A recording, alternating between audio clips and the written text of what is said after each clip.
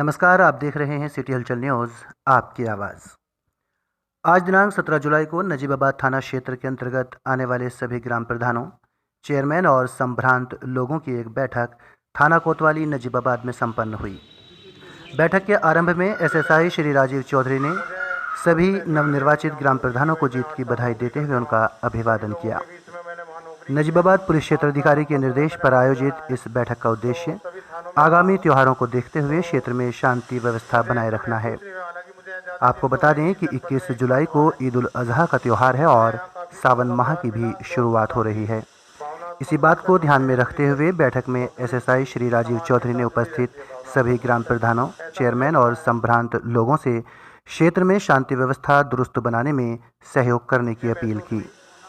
साथ ही ग्राम प्रधानों से अपनी अपनी समस्याओं को रखने को भी कहा। कुछ लोगों ने अपनी अपनी ग्राम पंचायतों की कुछ समस्याएं भी एसएसआई श्री राजीव चौधरी के समक्ष रखी, जिनका शीघ्र समाधान का आश्वासन भी उन्होंने दिया। मंदिर के आसपास जो है बहुत गहरा गड्ढा बना हुआ है, उसमें पानी भरा हुआ है और जाहिर है जो प्रतिदिन के नागरिक हैं वो तो परेशानी भर रहे हैं और उसमें कांवड़ियों के आने की जब संभावना है तो वहाँ बहुत दिक्कत हो जाएगी।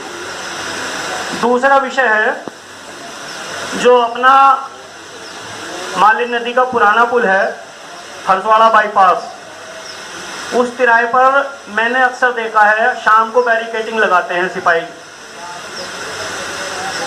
वो बैरिकेटिंग बिल्कुल ब्लैंक बैरिकेटिंग है, रात को दूर से दिखाई नहीं देती। कई बार ऐसा सुनने में आया उसमें मोटरसाइकिलें घुस गई, चोटिल हुए हैं वे लोग।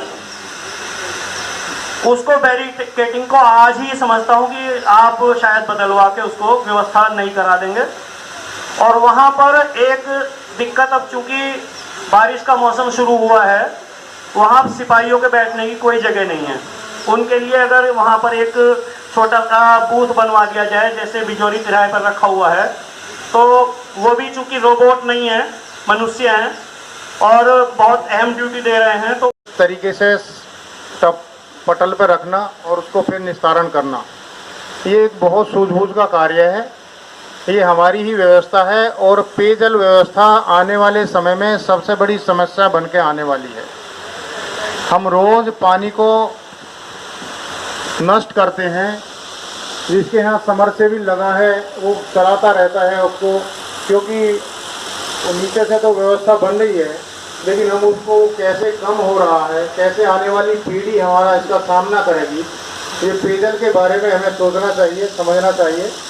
तो ये सब हम सब लोगों का मिलकर एक काम है कि हम इस पर आगे बढ़ें और जो ऐसे त्यौहार के दिन विशेष तौर से ये नगर पालिका और नगर पंचायत क्षेत्र के ये इनका काम है कि जो जल कल की जो व्यवस्था है, पेयजल की जो व्यवस्था है, उनको प्रयोज्य करने की जो व्यवस्था है, उसके जो उपकरण लगे हैं, उसकी जो टोटियाँ लगी हैं, किन किन रास्तों से, किन किन व्यवस्थाओं के बीच से होके वो लोगों तक हम पानी पहुंचाते हैं, तो उसको सही तरीके से सुचारू रूप से चलने के लिए जो एसएसआई श्री राजीव चौधरी ने जानकारी देते हुए बताया कि कोरोना की वजह से शासन के निर्देशानुसार इस बार सावन माह में आयोजित होने वाले कांवर मेले पर भी पूरी तरह से प्रतिबंध है।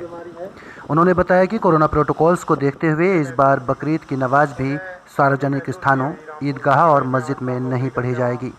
यदि इस संबंध में शासन की ओर से कोई और आदेश आता है तो उसकी जानकारी क्षेत्र की जनता को दे दी जाएगी, लेकिन तब तक के लिए ये मानकर चलें कि इस बार भी ईद की नमाज लोगों को अपने घर पर ही अदा करनी होगी। ताज़ा अपडेट्स के लिए देखते रहिए सिटी हलचल न्यूज़, आपकी आवाज़। अपने सहयोगी राजपाल सिंह चौहान के साथ मैं राजवीर सिंह, सिटी हलचल न्यूज़। कि कांवड़ यात्रा नहीं है, कोविड-19 के तहत बीमारी ये ऐसी है, संक्रामक बीमारी है। गाइडलाइन ये है कि अभी तक के अनुसार जो है कोई कांवड़ यात्रा नहीं है, इनको सबको समझा दिया गया है। जो गाइडलाइन अभी बीच में आएगी वो उचित माध्यम से बताएगी। अच्छा, जो कुर्बानी के जानवर है, कुर्बानी है, उनके आदेश के लिए क्या हो सकती है? नहीं, पूरे सबको बता दिया गया है, उनको सबको समझा दिया गया है। कोई नई कोई गाइडलाइन आई है।